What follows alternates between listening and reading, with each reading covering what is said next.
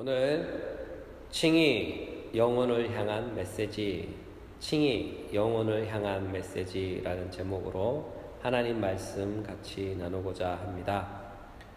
오늘은 본문을 통해 이신 칭의에 관하여 말씀을 나누고자 하는데 그 내용이 많기 때문에 몇 주에 걸쳐서 살펴보도록 하겠습니다. 헨드리쿠스 벌코프라는 사람은 칭의에 관하여 이렇게 말했습니다. 우리가 믿음으로 칭의를 받는 것은 실제적으로 체험할 수 없는 것이다. 칭의의 근원은 우리 밖에 그리고 그리스도 안에 있다. 성경과 교회의 해석에 의하면 이 사건은 우리에게 메시지 또는 말씀으로 온다. 그렇죠? 칭의는 우리 자신에게서 발생하는 것이 아니죠. 칭의는 우리의 믿음으로 말미암아 우리의 경험 밖으로부터 우리 안으로 들어오는 사건인 것입니다. 이와 같은 이신 칭의의 가르침은 우리의 영혼의 지성을 일깨우는 영혼을 향한 메시지입니다.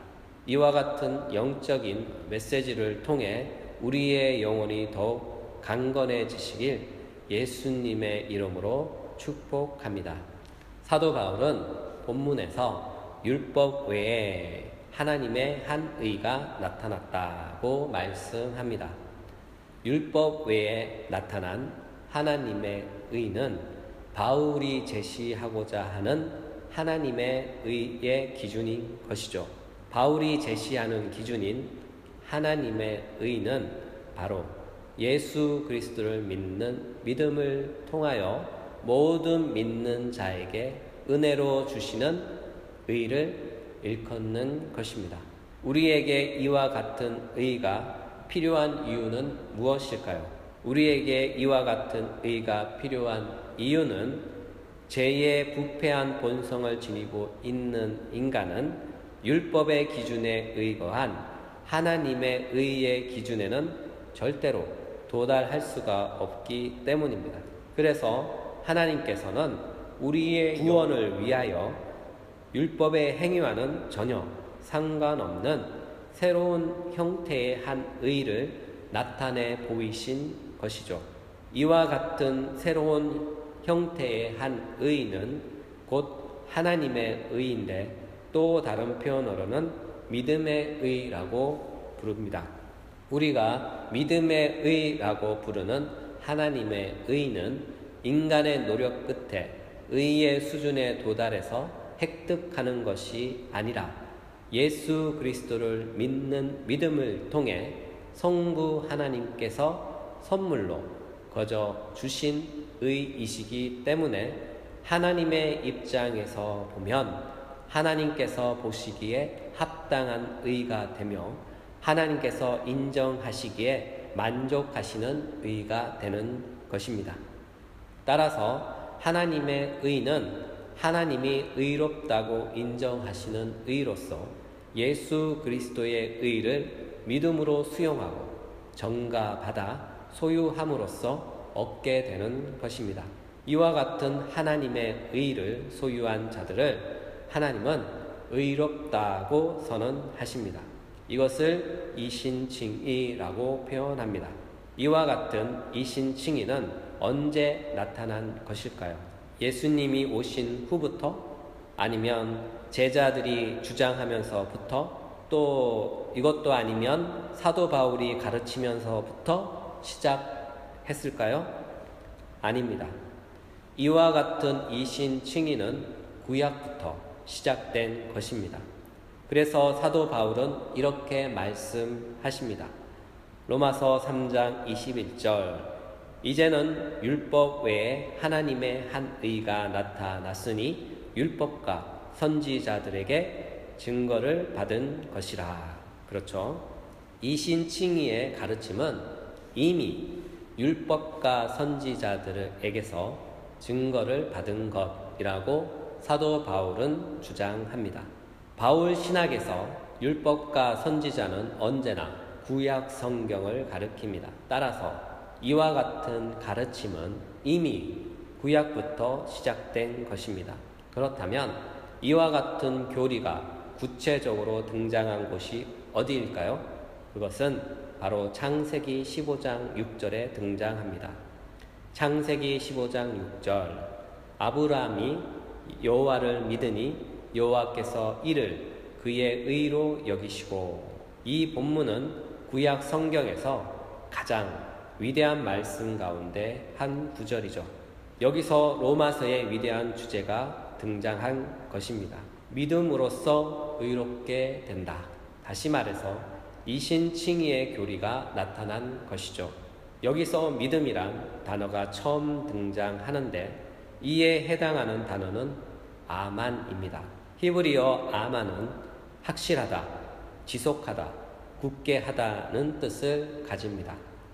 따라서 여호와를 향한 아브라함의 믿음은 그 믿음의 기초가 다른 데 있지 않고 말씀을 통해 계시해 주신 여호와의 계시에 근거하고 그분 안에 온전한 신뢰를 두고 있음을 보여주는 것입니다. 또 이 본문에서 의는 옳고 그름의 행동을 나타내는 올바른 행동으로서의 의를 가리키는 것이 아니라 하나님과의 바른 관계에서의 의를 가리키는 것이죠.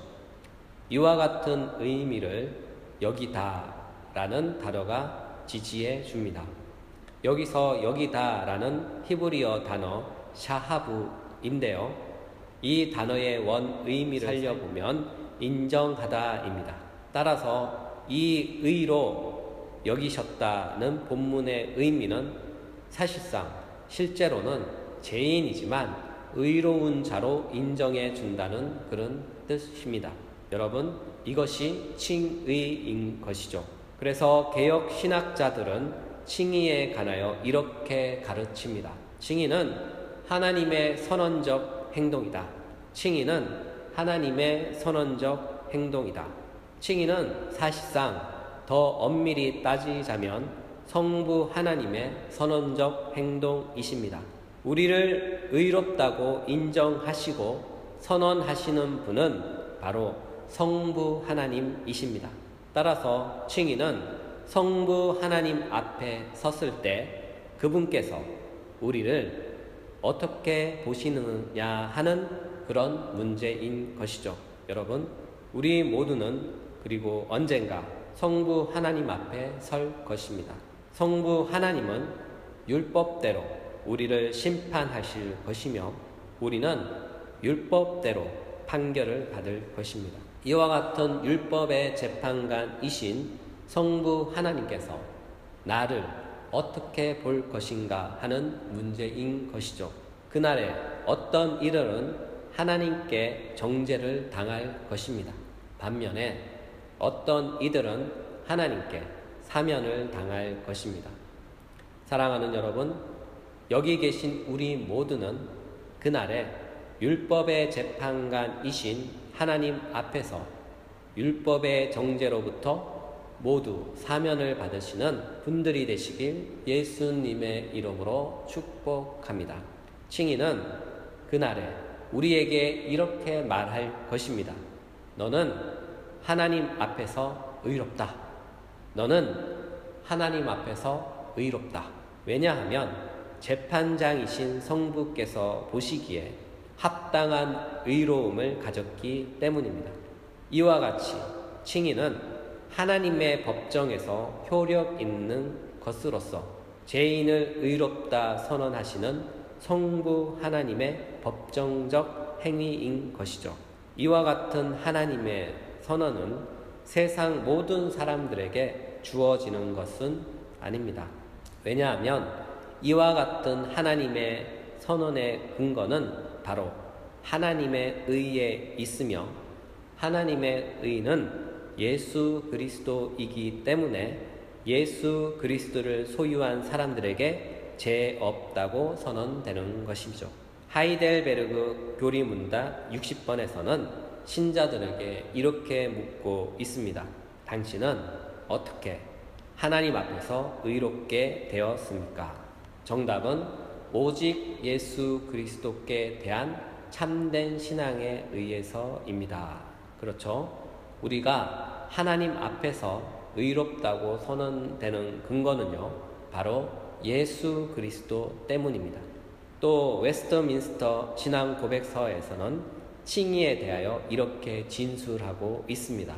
하나님께서는 효력 있게 부르신 자들을 또한 값없이 의롭다고 칭하시는데 그들의 죄를 사하시고 그들의 인격을 의롭다고 간주하시고 받아들이시는데 이것은 오직 그리스도 때문이며 그리스도의 순종과 대속을 그들에게 전가시킴으로써 또한 그들이 믿음으로 그리스도와 그의 의를 받아들이고 의지하는 것으로서 의롭게 되는데 그 믿음도 그들 스스로 갖게 된 것이 아니고 하나님의 선물이다. 그렇죠? 우리가 하나님이 보시기에 의롭다고 인정되는 칭의의 근거는 바로 오직 예수 그리스도 때문인 줄 믿으시길 바랍니다. 그리고 여기서 중요한 개념들이 등장하는데 그 중에 하나를 살펴보겠습니다. 왜냐하면 우리가 신앙생활 하면서 많이 들어보지 못한 개념이기 때문입니다. 그것은 바로 정가라는 개념이죠. 다시 말해서 하나님께서 보시기에 합당한 의로움인 그리스도의 의가 나의 것이 되는 데 있어서 아주 중요한 작동 원리가 하나 있는데 그것이 바로 정가라는 것이죠. 여러분, 정가의 원리를 아는 것은 매우 중요합니다. 왜냐하면 정가는 아담의 범죄 행위가 우리에게 적용되는 원리인 동시에 그리스도의 의로운 행위가 우리에게 적용되는 원리도 되기 때문입니다. 이와 같은 정가의 원리를 이해하지 못하면 우리가 이미 처한 죄 아래의 상태와 앞으로 새롭게 맞이할 구원의 상태를 올곧게 이해할 수가 없는 것이죠. 다시 한번 강조하여 말하지만 우리의 구원을 이루며 가능케 하는 아주 중요한 원리가 있는데 그것이 바로 정가의 원리입니다. 그렇다면 정가란 무엇인가 물어볼 수 있겠죠? 정가라는 말은 법정적 용어로서 다른 사람의 것으로 간주한다 혹은 덧입힌다는 그런 의미입니다. 헬라어로 조기조마이라고 하는데 신약 성경에서 조기조마이의 용례를 살펴보면 세 가지 경우에 사용되었습니다. 첫째, 아담의 죄가 그 후손들에게 전가되었을 때. 둘째, 그의 백성의 죄들이 그리스도께 전가되었을 때. 셋째, 그리스도의 의가 그의 백성에게 전가되었을 때 사용되었습니다.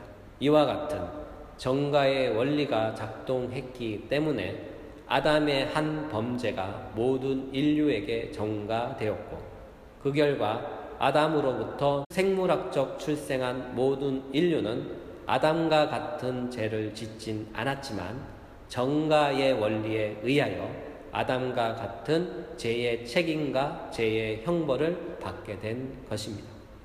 로마서 5장 15절 한 사람의 범죄를 인하여 많은 사람이 죽었은즉 로마서 5장 18절 한 범죄로 많은 사람이 정죄에 이른 것 같이 그러므로 모든 사람이 한 사람의 행위로 말미암아 죄와 사망에 이르게 되었는데 이때 작동한 원리가 바로 정가의 원리입니다.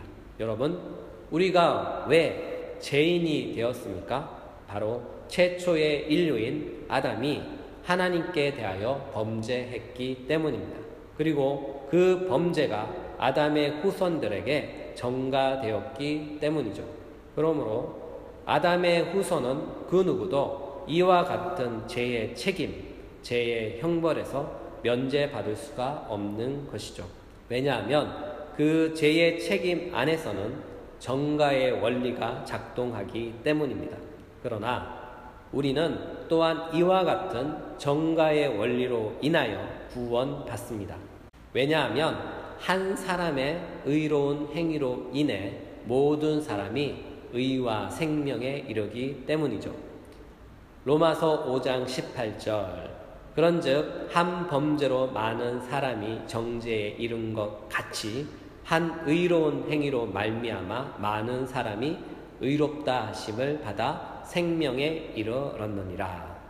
여러분, 이와 같이 한 사람으로 인해 많은 사람들이 죄와 사망에 이른 것 같이 한 사람으로 인해 많은 사람들이 의와 생명에 이르는 것입니다. 이 안에 작동하는 중심 원리가 무엇인가 묻는다면 그것은 바로 정가의 원리인 것이죠. 여러분, 우리가 어떻게 죄인이 되었는가 묻는다면 그것은 바로 정가의 원리 때문입니다. 반대로 우리가 어떻게 의인이 되었는가 묻는다면 그것도 바로 정가의 원리 때문입니다. 그래서 우리가 예수 그리스도를 믿을 때 그의 죽음과 합하여 율법에 대한 우리의 모든 죄가 죽어 소멸하며 그때 그가 부활할 때 우리가 그의 의와 합하여 그의 의를 전가받아 의롭게 되며 새 생명을 얻게 되는 것입니다. 고린도전서 15장 21절 사망이 한 사람으로 말미암았으니 죽은 자의 부활도 한 사람으로 말미암는도다. 아담 안에서 모든 사람이 죽은 것 같이 그리스도 안에서 모든 사람이 삶을 얻으리라. 그렇죠. 이와 같이 정가는 성경 안에서 흐르는 큰 원리인 것이죠. 따라서 칭의는 이와 같은 정가의 원리를 포함하고 있습니다. 그리스도께서 율법에 온전히 순종하심으로써 획득하신 공로와 우리를 위하여 대속물이 되셔서 십자가에서 대신 형벌을 받으시고 우리의 형벌을 소멸하셨고 피 흘리심으로 모든 사람들의 죄의 책임을 속량하셨습니다. 그러므로 칭의는 이와 같은 정가의 축복을 포함하고 있는 것이죠.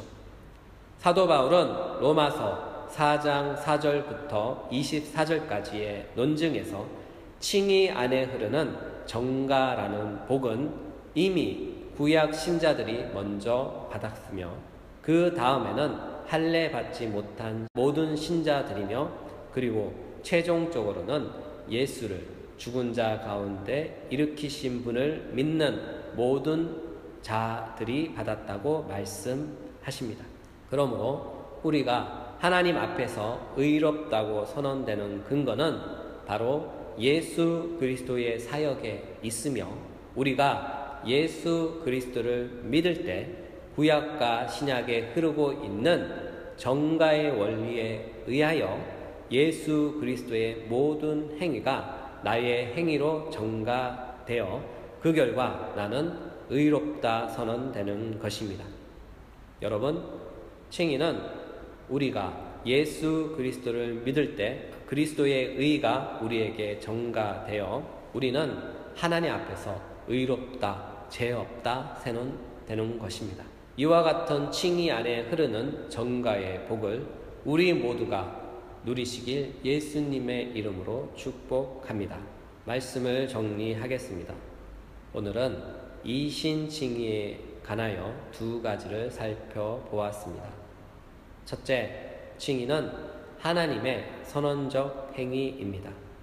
그래서 하나님이 선언하시는 것이기 때문에 그 칭의의 기원은 우리에게 있는 것이 아니라 하나님께 있으며 하나님께로부터 오는 것입니다. 그래서 NIV 역에서는 하나님의 의를 하나님으로부터 온 의라고 번역했습니다.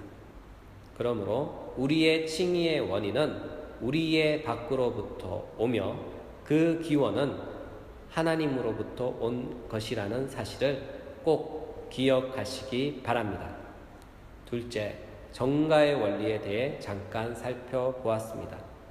정가의 원리는 성경 전체에 흐르고 있는 작동 원리로서 우리가 죄인 될 때 아담의 행위 안에서 작동했으며, 또한 우리가 예수 그리스도를 통하여 의롭게 될 때도 작동했습니다. 그 결과 아담의 한 범죄가 우리에게 전가된 것처럼 예수 그리스도의 한 의로운 행동이 우리에게 전가되었고, 우리가 그리스도를 믿을 때 아담에게서 전가받았던 죄가 그리스도에게 전가되었으며, 동시에 그리스도의 생명이 우리에게 전가된 것입니다.